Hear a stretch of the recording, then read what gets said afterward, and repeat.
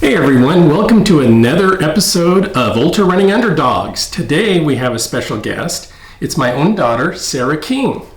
She is a sprinter. Well, she was a sprinter at George Fox University and very accomplished at it. And I just wanted to interview her a little bit about her history and some of her experience.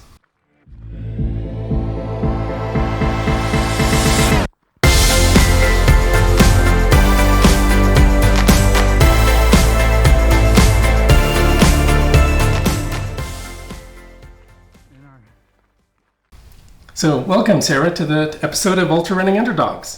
Thanks. Awesome. So Sarah, tell me a little bit about your running history, how you got into sprinting, and So I've been sprinting for about 10 years now, I think. I started in high school. I always liked running when I was little, but I never played a sport before that. And so I actually got into track and field because all of my friends were in it, and so they'd all be gone from class, and that was the only reason that I did it. But and after my first year, I actually kind of hated it, but I stuck it out, and after the second year, I really loved it. And it's been 10 years now. Yeah. And when did you realize that you were pretty good at sprinting? Well, probably when I made it to nationals the first time. This was in high school, right? Well, yeah. So in high school, yeah. So I first made it to nationals as a freshman in the 4x4, but state is what I meant. But I didn't really like it that much. But after the second year, then I was a lot more into it. Got better. The 400 is a love-hate relationship, so. Yeah. Very good. And in high school, what were your accomplishments? So I got the school record in, I think it was the one of the two, maybe just the two. I actually can't remember. Okay.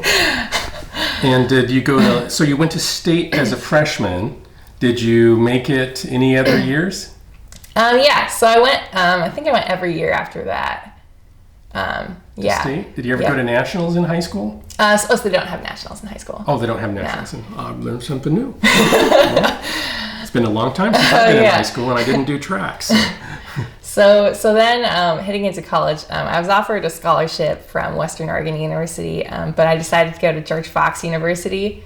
Was that a sports scholarship? It was because of sports. Oh, awesome. So, and they're Division II, so. But I decided to go to George Fox Division III school, and it turned out it was a good choice. So. Awesome. So now George Fox had a record that was in place for how many years?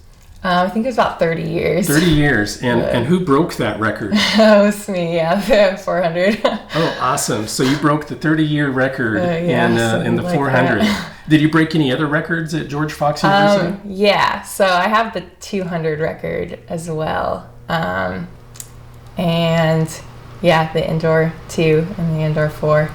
I have, I also have I think I have the indoor 800 record as well, possibly. Or sorry, outdoor 800 record, maybe. And your team and yourself made some accomplishments at the national level, I understand. Yeah. So made it to nationals every year of college, so that was nice. My freshman year, I got a stress fracture. Oh, I remember that. But I redshirted, and so I came back for a fifth year. What's redshirted? So redshirt means just that you didn't complete the season, and I had only completed at two meets, and so they give you your eligibility back for that. So you can compete one more year. Yeah, exactly. Because for cool. NCAA, you have 5 years to compete for 4 years, basically. Nice. Okay. Yeah. And so your team went to, I remember they went to some sort of national competition, and you did something, I think in the 200, wasn't it? You broke, or at least placed well. Are you talking about my fifth year or? I think it was their last year, wasn't it? Yeah, my last year. So my last year, I went for the 200 and 400 and the relays.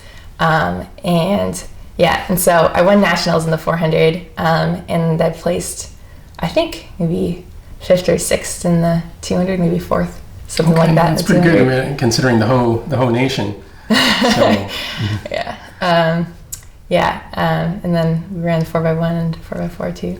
Well, so you just graduated last June, or the June before. June. And so what kind of opportunities do you have as a sprinter? Because there's no really like sprint fun runs or anything. Do they have competitions? What's the outlook from here on out? What are your goals? Well, I mean, COVID has kind of complicated things, but I'm trying to compete in the Olympics.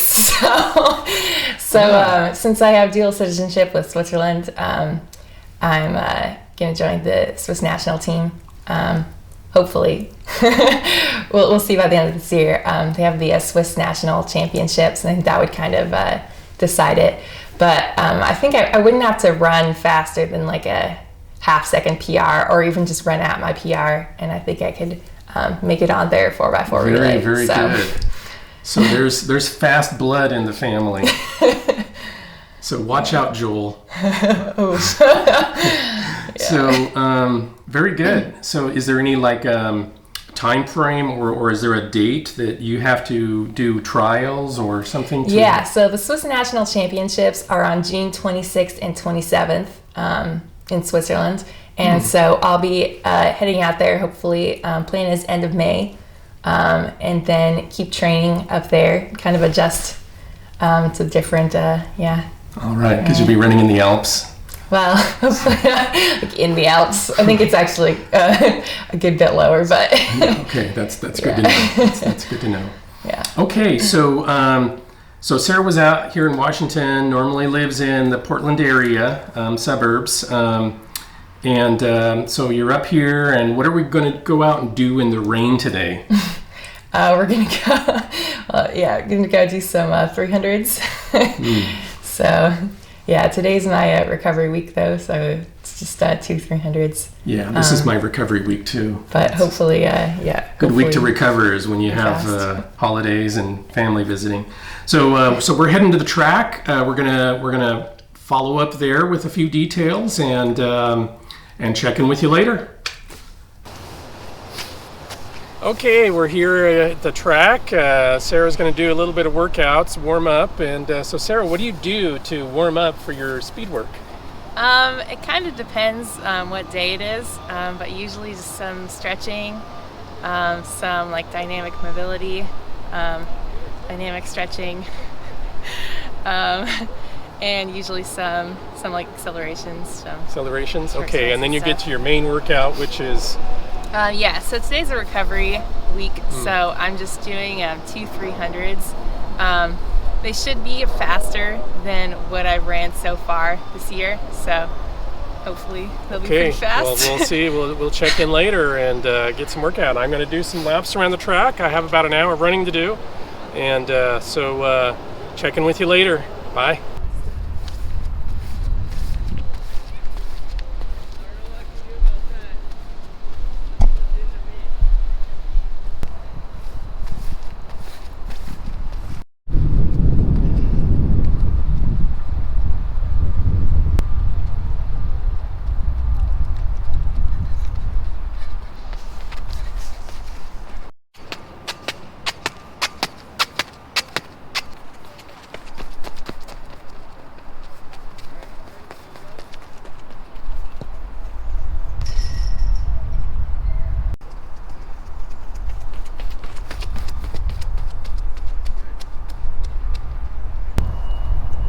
So Sarah, what are strides?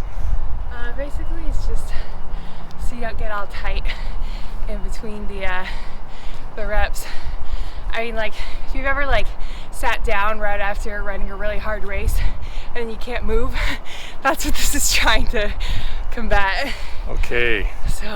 So they're just kind of faster paced, but very short. Yeah, it's just a short, easy, just keep your legs loose. So it's not an all-out run. No. Okay. Well, I'll film you doing a stride, and then we'll see what a stride's like. Okay. Do another one then.